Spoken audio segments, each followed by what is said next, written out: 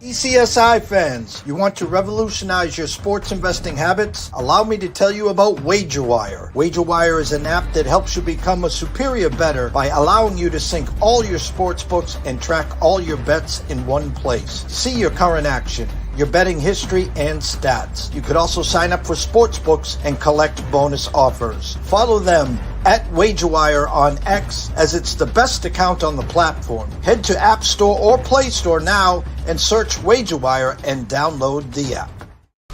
2,000 years long, we will never settle. Hard days, no way, we're the heavy metal.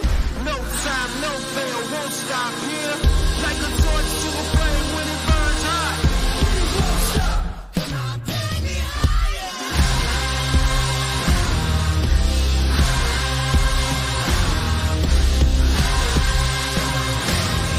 Like a torch to a flame when it burns hot. We won't stop.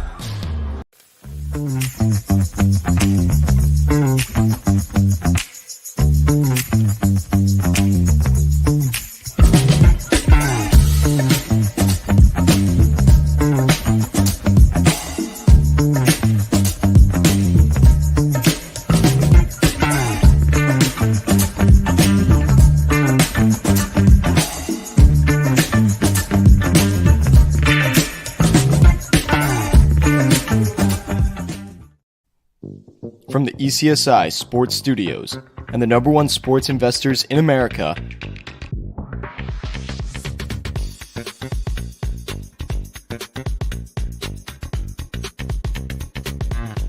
we bring you the closing bell.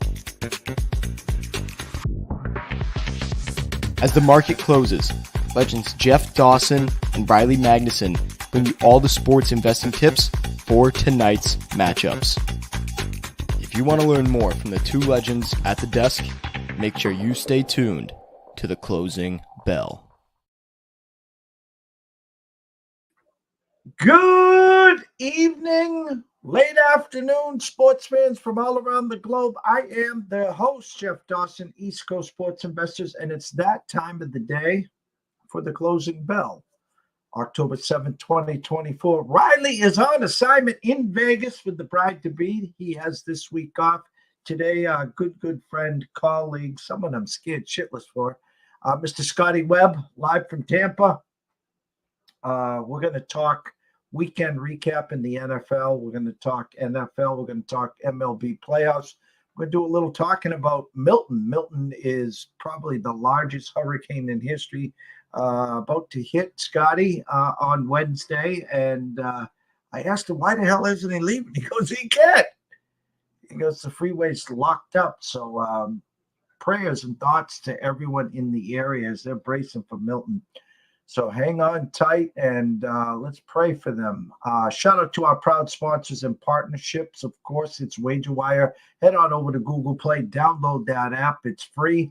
Travis, Zach, myself, Amber, Jay, the rest of that team and family will take great care of you, I promise. Viva Tequila Seltzer, CT Bets, that team and family second to none. Their beverage. The East Coast is cuckoo for coconut. Head on where you get adult beverages. If they don't have Viva, ask why. And of course, Atlanta Steak and Seafood. Terry Smith was on to this morning, after Bill Krakenberger. Head on over to Facebook. Follow Terry Smith. Follow Atlanta Steak and Seafood. Introduce yourself. Tell them JD from ECSI sent you. This week and this week only, promo code STRIP, STRIP, $25 off a box of steak. New York strip, that is. I think he said he had 10 ounce, 12 ounce, and 16 ounce. So order today, be grilling by Wednesday or Thursday. So without further ado, the one and only beam him up, Scotty Webb. What's up, brother? Hey there, man. I think I need a Noah's Ark these days around here, and maybe some sort of a protective shield to keep this wind off of me. But we'll be all right. Yeah, we talked backstage, so we're going to get everyone caught up to speed.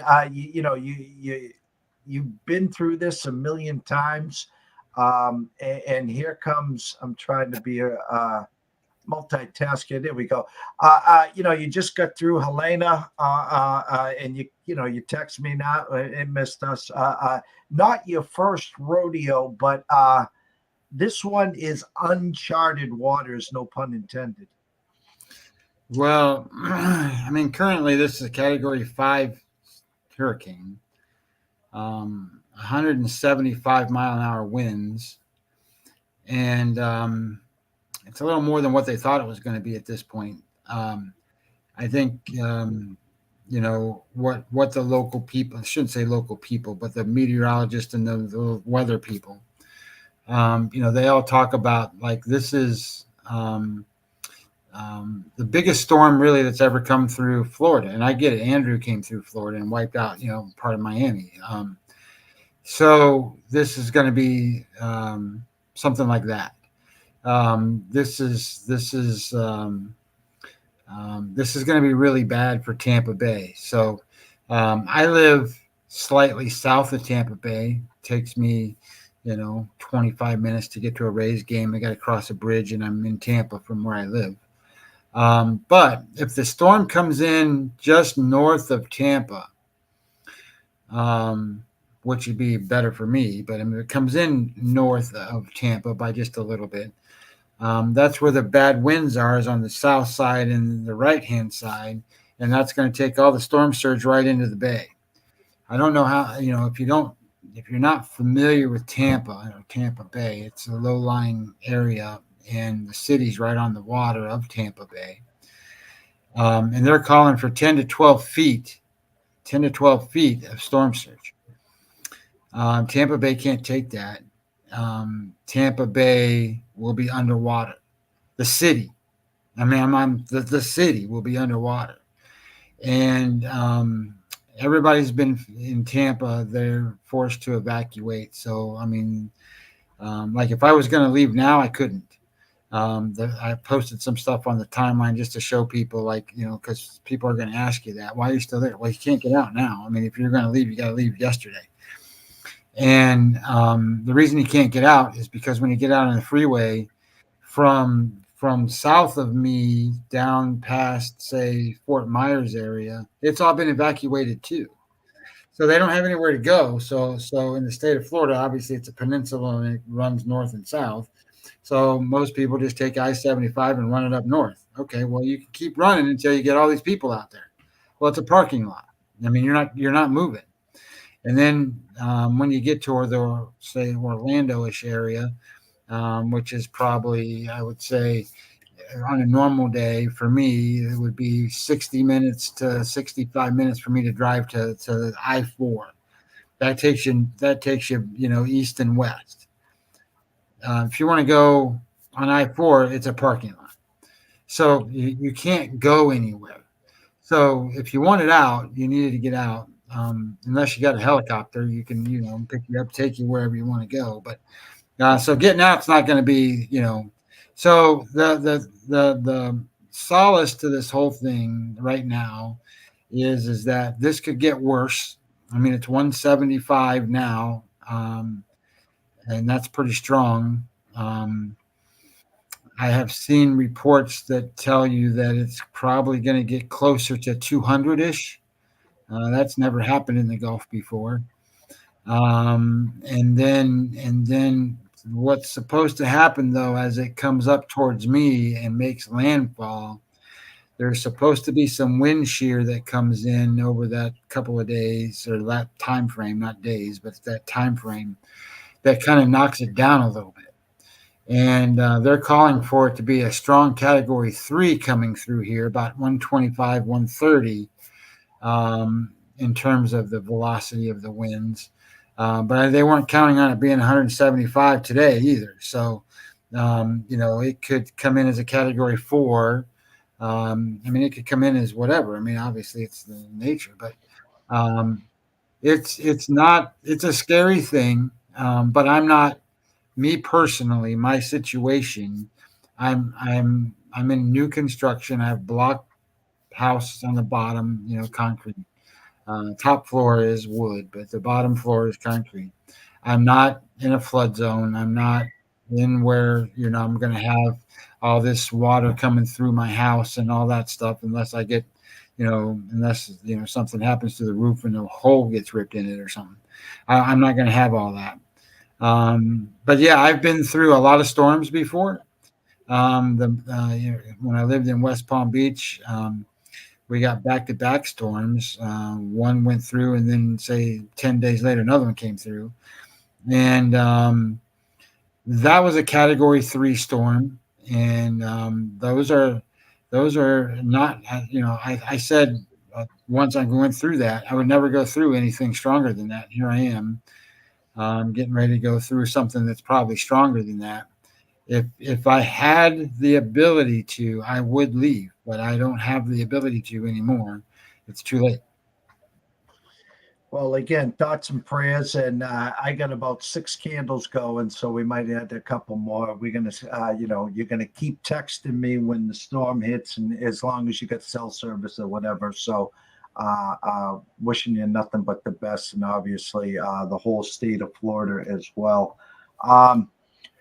Change the topic to something you like to talk about, the MLB playoffs. The Miracle Mets just find a way, to win, and then they almost found a way yesterday, and Castellano said not so fast. Surprised at the series so far, or is kind of what you expected? Well, I'm not surprised that it's 1-1. I'm surprised that it's 1-1 based on the games. In other words, I thought Wheeler would win, and I didn't necessarily think Sanchez would win. So how the games have gone, I think, is a little more surprising to me. I think that the Phillies, or my thought process was that the Phillies at home are going to have juice. The fans, that stadium, the crowd, they're gonna bring them to life. But part of that though is they got to play that way. You got to play to where the fans have something to cheer for, and they can sit on their hands all day long and not, that's not going to be helpful to that environment. That's going to boost them up. Harper hits a 2-run home run yesterday, and everybody goes berserk, and then Castellanos hits another one right behind that. Not a 2-run homer, but a back-to-back, ties the game. So then, the roof comes off. So I think that's, so you're not going to see that in New York to that degree. I mean, you're going to have people going crazy, but it won't be that degree of what you get in Philadelphia. So I was a little bit surprised at how I think the Phillies are reacting to this series. Like, you need to, you need to get going, because this Mets team is a team that can go. I mean, they were no hit not too long ago till the 9th inning, and then they scored 6 runs in that inning. And they just did it again in game 1 of this series. They're not scoring. And then they go out and score 4 or 5 runs in 1 inning. And that's what they do. And it's late in the game. So I think that Philadelphia needs to wake up, and they need their stars to be stars. Not that Harper wasn't, because he's, a big catalyst there. And I think that when you talk about playoff baseball, that's why those guys make the big bucks. There are guys that'll get you through 162. And then there's guys that, hey, the spotlight's on me, here it is, and they love it. And that's your superstars. There's your Otanis of the world, who just now is playing in his first playoffs.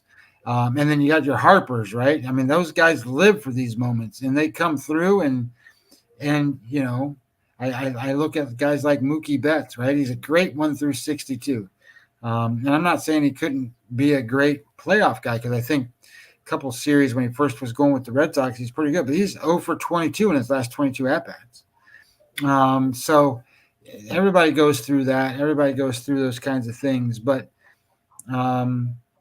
some guys don't. Some guys don't go through that in the playoffs, and that's what makes them different. 0-0 after one. Scooble Boyd. I got cute in a couple series. I kind of zigged when they should have zagged. I was afraid the Tigers would win game one. Therefore, I got them in the series. And what did we talk about the Guardians all year? Death by 10,000 paper cuts, put up a 5-spot in the first inning, 7-0 touchdown, extra point, thanks for playing. I was afraid if the Tigers stole that one, in comes Scooble. And we'll get to this game. It was a short number, or a shorter number than I thought. And I think actually full game, it's actually a Guardians number. So Detroit's going to have to get out in front of that one. Back to the Mets. Nola minus 108 against Mania tomorrow. Surprise, Philly's a short favorite. No, because of the pedigree of Nola and the pedigree of Philadelphia. Those teams played 13 times this year. Philadelphia won 7, so they won the series. Nola hasn't pitched well all season. Now, at the beginning of the season, so I should say it this way, because there's kind of a misnomer with that stuff. Individually, he hasn't pitched well. He doesn't have good metrics. He gets hit. But, the team, he goes out and starts 32 games. He wins 19. So you can't sit here and say that he hasn't done his job. 19, 20 wins out of 32. That's pretty good. And but that's not what Mania is. Mania has been at least that.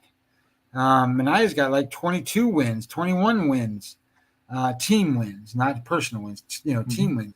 And to me, that's, that when you make a bet, who cares what the one-loss record is for the pitcher? What is it in the team? Because that's how you're going to get paid. And that's what I look at. So Mania has been awesome there. Now, he doesn't, how do I say this? So playoff experience matters. Not as much as maybe it used to, but it matters. And I don't think you're going to see Nola go and get over exposed in his head, and he's going to try to do something stupid. He's going to go be Aaron Nola, and if it works, it works. If it doesn't, it doesn't. Where Mania can do all kinds of stuff, like where he became good. I don't remember what month it was, but he made an arm slot change in his pitch. So in his motion, he dropped down a little bit more sidearmish, not straight over the top, and that put movement on the ball, and people can't hit it. But when you have Phillies, Mets, or you have Dodgers, Padres, or you have, Cleveland and Detroit, these teams played each other 13 times this year. And last year they played, I think it was 19 or 20 times, whatever that was before. They know each other. They've seen each other. Nothing's a surprise when it comes to what a pitcher has. It's about execution. And I'm not surprised to see Philly be a small favorite, just because I think they've been there, done that. I think the Mets, I don't think they're lucky to be where they are, but I think at the same time, the way they've won games and what they've done hasn't been, they're not as strong as Philadelphia. We put it that way. Top 1 through 9, they're not as good as Philadelphia is. But if they get good pitching and Philadelphia doesn't hit, they can beat them. So it's not like, the only series I think there's a dominant edge in talent right now, and the ones we're looking at, I think the Yankees are just way better than the Royals. Like, it doesn't matter. I just think they're way better. But when it comes to these other series, boy, I think they're pretty close. Padres, Dodgers, they hate each other. Padres game 1 get out to a 3-0 lead. Dodgers say, hold my beer. Showy puts on a show as usual. Dodgers come all the way back, 7-5 winner. Last night, again, Padres get out early. You talked about Mookie Betts 0 for 22. Profile robs Mookie of a homer, the second batter. Things got out of hand. Crowd starts throwing stuff at Profile late in the game. Padres 6 homers, kind of, I don't want to say added injury to insult or whatever that stupid saying is, but made a statement. And I admit when I'm right. I admit when I'm wrong. I was chastising the manager for the Padres because I would have pitched King in game 2 in case of a 5-game series. I wanted King game 2 and game 5. And especially if they lost game 1, which they did. And hats off to Darvish. He pitched his ass off. Come back 1-1. King minus 140 against Buehler, who I am just, it's not the same Walker Buehler of a few years ago. And my point is, this is the season on the line for the Padres. They can't go back to LA. They need to make a statement with King coming up the 12 strikeout performance. You talk about regression. You talk about game score. The place is going to be electric. And I just got this gut feeling that the public trending dog of not too long ago, the Padres, the whole world's going to be King Padres, and the Dodgers are just sitting there licking their chops tomorrow. Well, I just in grading the teams that are in the playoffs, prior to this series starting, I thought that the Padres were just as good as anybody waiting on them. I thought they were just as good as the Phillies or just as good as the Dodgers. They're just as good. They're so now you have the Phillies. You have that series there. San Diego played the Dodgers 13 times. They won 8 of them. They're not afraid of the Dodgers. They're not afraid of them whatsoever, and they certainly love Yamamoto. They beat the crap out of Yamamoto when he pitches, and that's where you run into the problem for the Dodgers. There's a problem. So let's say it this way: we have a couple of teams, one in particular more than others, but let's use the Detroit Tigers for an example. The Detroit Tigers have one starting pitcher, one. Tariq Skubal.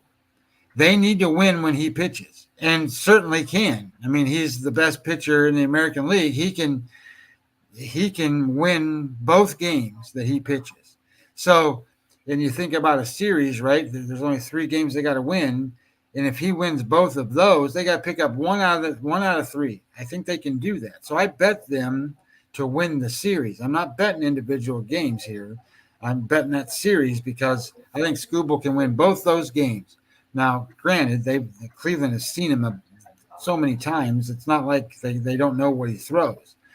But after that, A.J. Hinch describes it as pitching chaos. Okay, well, that's another word for holy shit, what do we do? Because the reality is they have guys, and all of these teams do, they have guys that can pitch an inning or two and pitch an inning or two. But every single night when you run out these guys that have to pitch a single inning or two, you're trying to get them to pitch their best baseball. That doesn't happen. When you get 5 relief pitchers that pitch in a game, one of them is going to be bad, if not 2 of them. So 1 or 2 relief guys that are bad, you can give up 4 runs. And in a playoff game, you lose. So the advantage then for the Padres, for example, is they got starting pitchers. They got guys that are going to go 5 or 6 innings, right? The Dodgers don't. I mean, Flaherty went as far as I think the Dodgers pitcher's gone in forever yesterday. But everybody else, they can't pitch. So you're gonna have Walker Buehler go out there who can't make it through 4 innings because he gets crushed. And you're going to have Landon Knack go out there that might make it through 5 innings, but he's not dominant stuff. And then the only way then it looks like to me Dodgers can win is how they won game 1. They got to play a softball game. They got to win 12-10. And if the Padres pitcher doesn't give up 10 runs, I don't know how the Dodgers are going to win these games. So I bet Padres in that series. No, the same here. We have some futures on Padres. We have some futures on the Dodgers. We have a future on the Yankees. Again, my dream scenario was Detroit versus the Padres. We talked about bringing it back to the 80s with Sparky Anderson, Ozzie Smith, Dave Winfield. And the reality was Yankees versus Padres or Yankees versus Dodgers. And I know that that's leaving the Phillies out. I get all that, but you can't play them all. You talked about tonight, Yankees. Let me get some numbers here for you. Reagans versus Rodon opened minus 145, now 146. You can grab the Royals plus 133 with Reagans. 7.5 juiced over, minus 15 cents overnight. Now 7.5 juiced under, minus 20 cents. Thoughts on tonight's game? Well, I was surprised in game one that, I thought Garrett Cole was ready to be Garrett Cole. He's been building up and building up and building up, and he's had some really good starts. So I was surprised that he wasn't good that day. My expectation will be is that Rodon will be pretty good tonight, and Rodon's been pretty good at Yankee Stadium. So I think Rodon's going to be really good. I think that when you're the Royals, and how many runs they scored that first game? Was it like 5 or 6 or something like that? Something like that. I don't remember. I think it was 6, right? Something like that. If you're the Royals and you scored 6 runs and didn't win, you're not going to win. I mean, you're not. So Reagans, whatever, threw a great first game outing in the last series. I mean, he was dominant, super. You know how many dominant back-to-back starts this guy has? He's going to get crushed tonight. So I think, these are, if you really want to play this game without getting into the lines and all that stuff, you just play Yankees team total stuff, play it over. Because two things. One, unless Erceg pitches for the Royals, I mean, he's a dominant relief guy. Got him from Oakland in the trade deadline.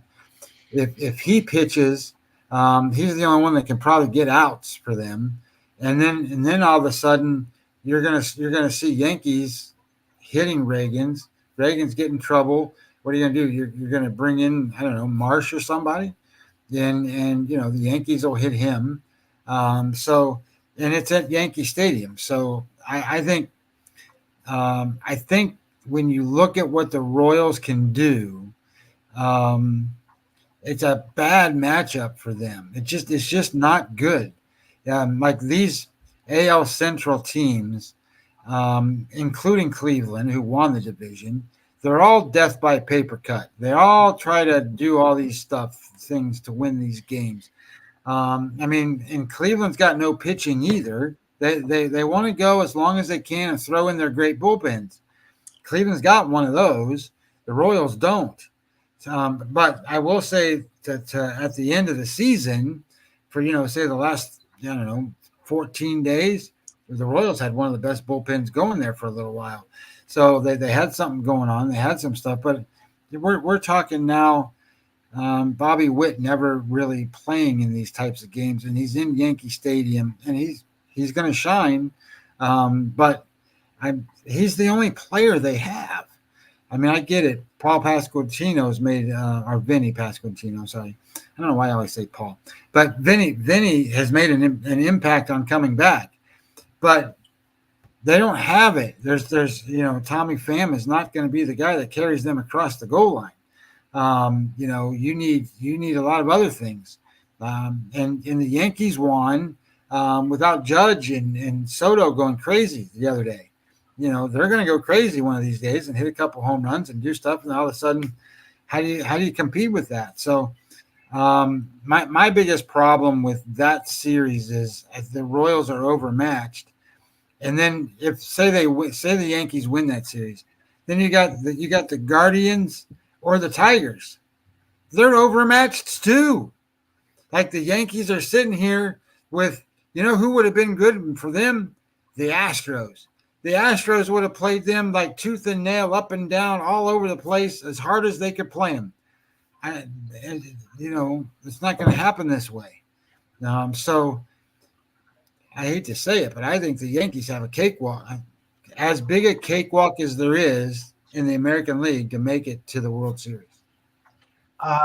0-0 after 2, Detroit, Cleveland. The only way there's a potential, and again, we've been discrediting this Guardians team all year.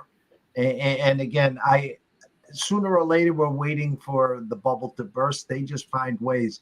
My point is, if you want a series against potentially the Yankees, again, that's the Tigers. That's the run of the second half. That's Skubal. Again, maybe you get 2 starts out of him, and maybe he comes out of the bullpen if there was a game 7 there. So I agree with you there.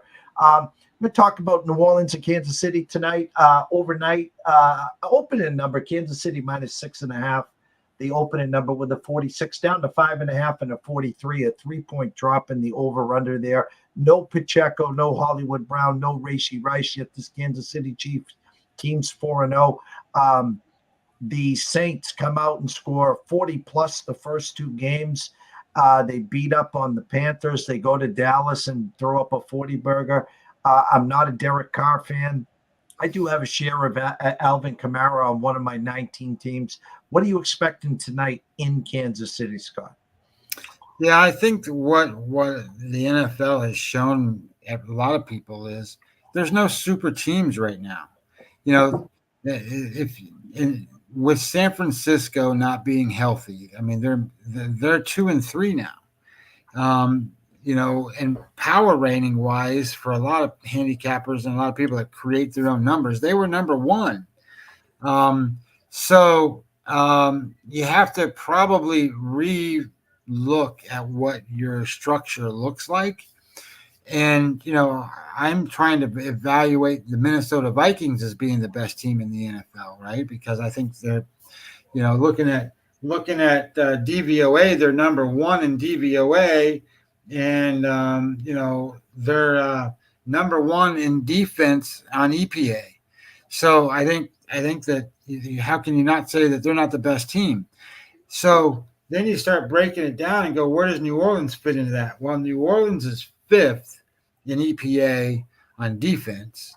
And I think that they got some soft stuff happen for them on offense. I'm not a big believer in Derek Carr.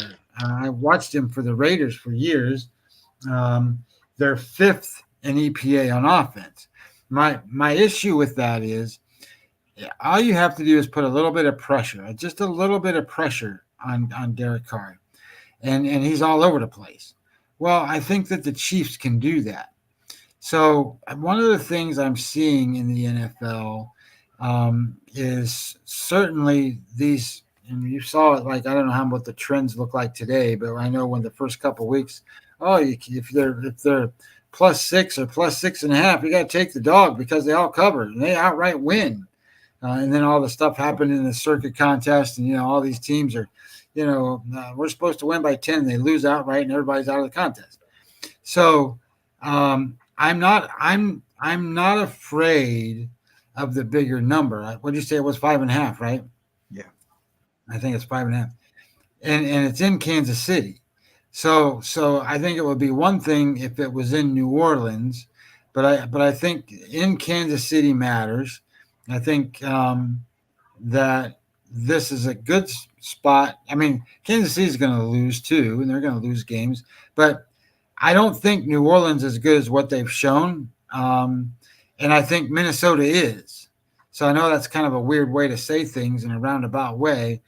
But I think when you start to think about, you know, I wanted to look at one other thing. I think when you think about that kind of stuff, let's go out here for 1 second.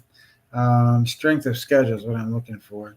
And the funny thing, Scott, is as we speak, Circa's still at 5.5. Superbook has just dropped it to 5. It's down to 4.5 at Caesars. So I don't know if the game got stale and they're trying to shake it up a little, but Circa's staying pat at 5.5 right now. Well, remember, 5.5 is dead numbers for most of the time. I mean, you know, they want to be on the 4s and the 6s. So if you're between 4 and 6, 5.5, they got to do something to get some bets in there, because maybe people aren't betting the game. Maybe they're all doing teasers, or they're all doing, you know, whatever. I don't know. But, you know, looking at like New Orleans, for example, they rank 22nd on strength of schedule so far. So when if you're going to grade out that high and rank 22nd, I can't buy into all of that on the teams that you've played. Minnesota, for example, it's like number 1 in the NFL. They've played the 8th toughest schedule too.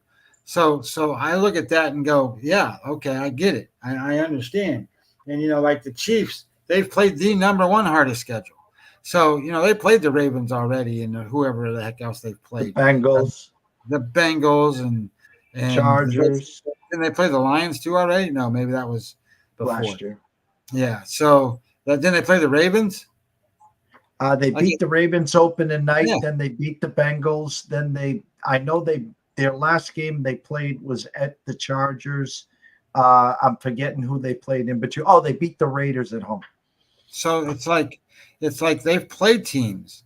So I would rather go with that type of a look, and that's I think the Chiefs are the right side here. I don't like the dog in this game. I think you can put pressure on Carr.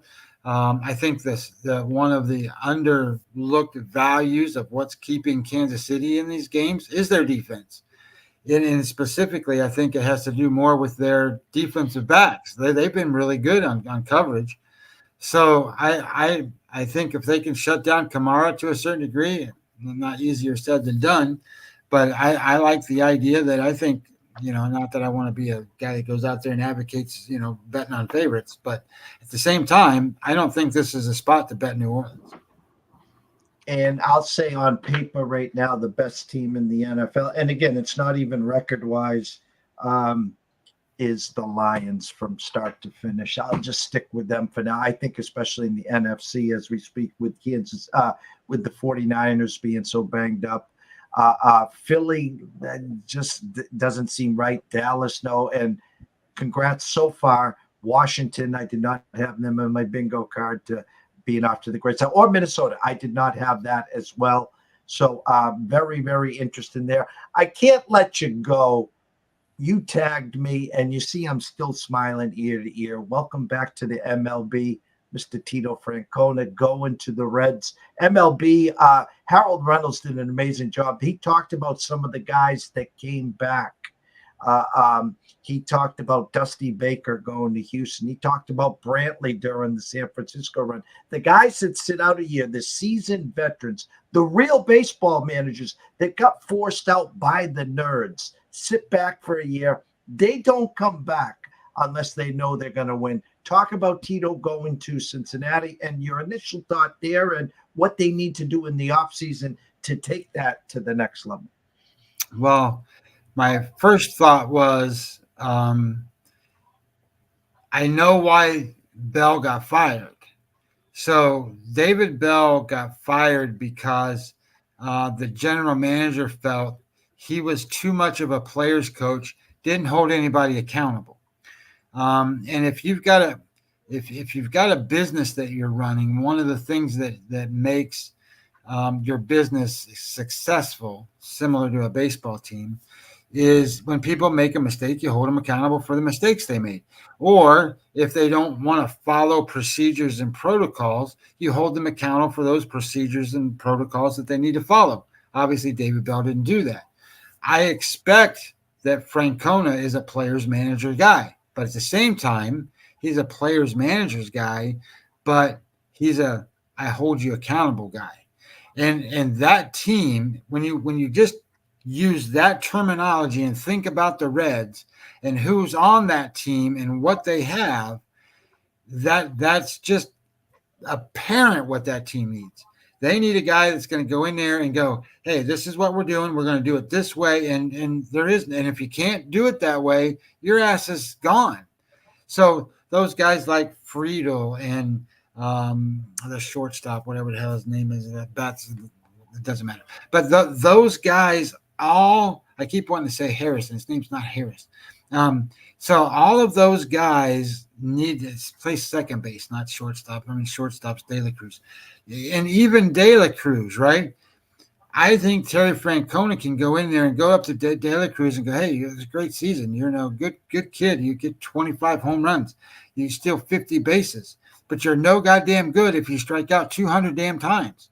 You got to put the ball in play. So we need to figure out more about how do we do this? How do we get stuff done? And offensively, I think that this team could have been a lot better than what they showed.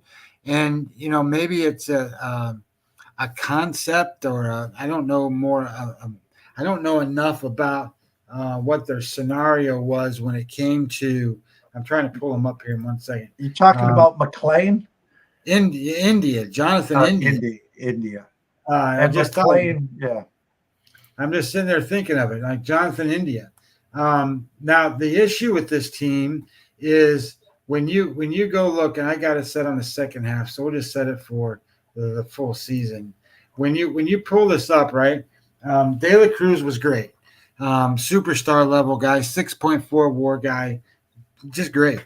Tyler Stevenson's their next best player, and you can't have him be their next best player. You need it to be India and Steer and Fraley and Friedel and those guys. And I get it. They were in and out hurt, and they had all kinds of stuff that was going on with them. But all of those guys are talented players. But they have – so when I go and do like my preseason work and I start looking at these teams, one of the things I look at is the team structure, and then I look at offensive WAR category, who's in double digits, how many players. And in this case, they have one. It's De La Cruz. You need to have 2 or 3 guys that are going to be in that double-digit WAR, offensive WAR category, because those are the guys you can rely on and depend on and drive in, make the runs happen for your team. And if you don't have them, you don't have enough guys. They have one guy that's, MVP kind of level guy with De La Cruz, and nobody else that's anything other than a regular standard player. So if they wanted to go out and upgrade their offense and upgrade their 1 through 9, or 1 through 8, because De La Cruz ain't getting replaced, I'm good with that. Now, the pitching is where Francona probably the most, because he's been managing that Cleveland bullpen, not bullpen, but starting rotation forever, and they were always good. Well, Hunter Green is a superstar. I mean, he's at that level now where he's going to go out and he's going to dominate and he's going to win. His numbers, for example, this season, and I don't think most people really realize, if you are a Tariq Skubal, you're a 6 WAR guy. There's only 2 or 3 guys in baseball at that 5 WAR kind of level. Hunter Green's 3.8. He's right in that next level of, and he missed a month, so he could have been a 4 WAR guy. He is learned what to do, learned how to pitch. His numbers are fantastic, but he didn't win much. So I think that's where Francona can help him. But if you can line him up with Nick Lodolo, who's a great left-handed pitcher, and then you got Andrew Abbott and this Rhett Lauder kid who pitched really good, I think the Reds starting staff is really good. So if you can give them a couple bullpen pieces and then give them some bats, they're going to be competitive. But you got to remember, what do they got to compete against? Who won that division? The Milwaukee Brewers. How did they do it? They got Reese Hoskins and they got Jackson Churio to be better than Ellie De La Cruz, right? They got these guys to play, and those are the kind of guys the Reds could have. Or if the Reds actually spend a little money, they could get another guy in there. And pitching, the Reds are going to have better pitchers than the Brewers are. The Cubs, I don't know what the Cubs are doing, and the Cardinals are going to tear it all down. The Cardinals are in sell mode. Everybody's gone. Goldschmidt's gone. Arenado's gone. The catcher Contreras is gone. Whoever you want, they're getting rid of all of those guys. They're going to redo it. So when you start to think about can you win that division? It don't take much. It doesn't. The Pirates, they got pitching, they got nothing else. So I think the Reds can do it. Francona's the right guy. Well, I'll ask you one last question. And I can't believe, is there a chance? I didn't say it will happen. Is there a chance Terry brings to the front office and reunites a certain pitcher to the Reds? Do you know what I'm talking about? You're talking about the guy that got hurt? No, Trevor Bauer. Oh, Trevor Bauer. I doubt it. I think look, my opinion would be is that I don't know who's going to take a flyer on Bauer. Bauer's getting older. He pitched really good in the Mexican League. But whatever, that's the Mexican League. Did you ever watch his videos, by the way, of him actually pitching? He wears a microphone and he tells the batter what's coming and stuff. It's like, are you kidding me? Then he still gets him out. But my thought is obviously Trevor Bauer can go start 32 games. I just don't know what Major League Baseball team is going to take a shot with him. He's Colin Kaepernick in Major League Baseball. At two different reasons, obviously. I'm not comparing the reasons, but like he's blacklisted. He's not I don't think that's going to work. When I think about the Reds, I think they're a 500 team, and that's kind of where they are. But it doesn't take a whole lot to win that division, and the Brewers did it, and they did it mostly with offense and good bullpen, and they didn't even have Williams for half the season.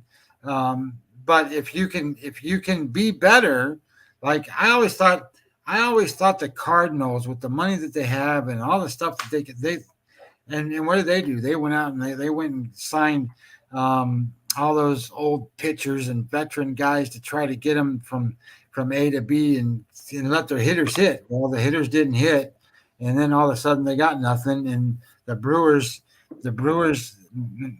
look, baseball's about youth, man.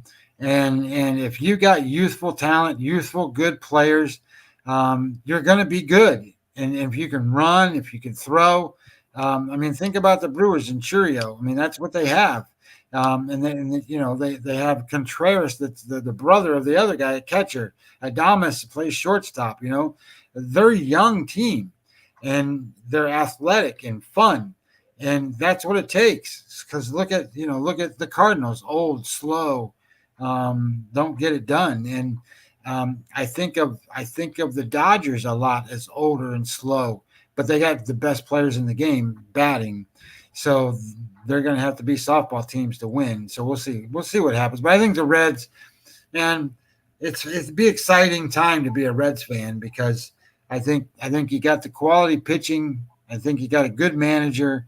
I think the blend can be there. And I don't think Terry Francona wants to go play or go anywhere where he's not going to get a chance. And I say that only in a sense that I don't know what Cleveland does.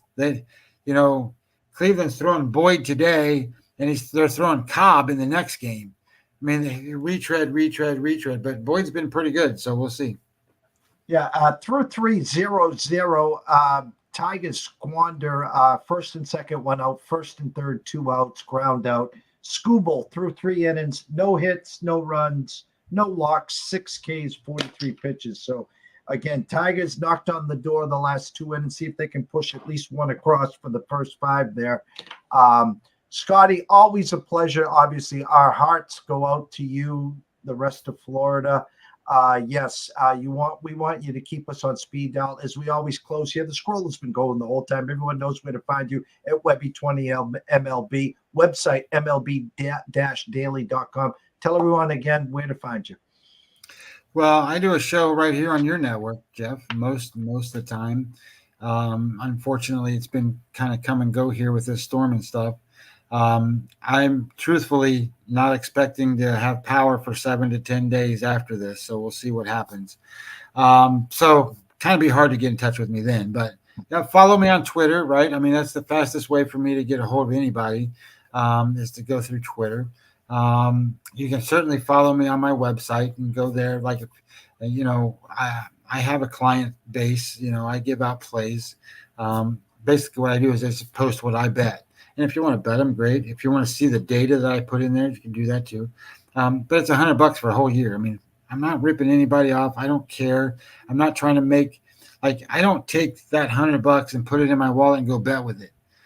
It's not enough money, guys. I mean, I don't mean that in a disrespectful way, but if you're not working in any other job and the only job you have is to gamble with, $100 isn't going to win you enough money to gamble with. So trust me when I tell you that $100 goes to things like what we're doing, goes to infrastructure and running the website and doing all this other kind of stuff, which, kind of is what it is. So I see all this stuff all the time. Like these guys charge $500, $600, $800. And I'm like, they're just taking your money and going to gamble with it. I mean, that's what they're doing. So interestingly, that's kind of how I felt about those things. So, but you can follow me, website, Twitter, however you want. And hopefully I get through the storm and have some. I'm going to have generator power for certain things, but I don't know how much computer I'm going to plug into it. But the point being is the next week or so, we'll see, kind of up in the air. But after that, should be good. Scotty Webb, go follow him at Webby20MLB. Go check out the website, of course, at MLB-daily.com. Always a pleasure. Tomorrow morning, 10 a.m. Eastern, Andrew McGinnis will start us off with the Breakfast Bankroll NHL official face-off for the start of that league. We'll get Scotty back when he gets through this storm. We'll be talking more baseball playoffs, of course. We'll even talk a little Tampa Bay Lightning and his thoughts on the NHL there. So I want to thank everyone for watching and listening today. Everyone be safe. Enjoy the MLB playoffs. Enjoy the NFL tonight, and we will see you tomorrow.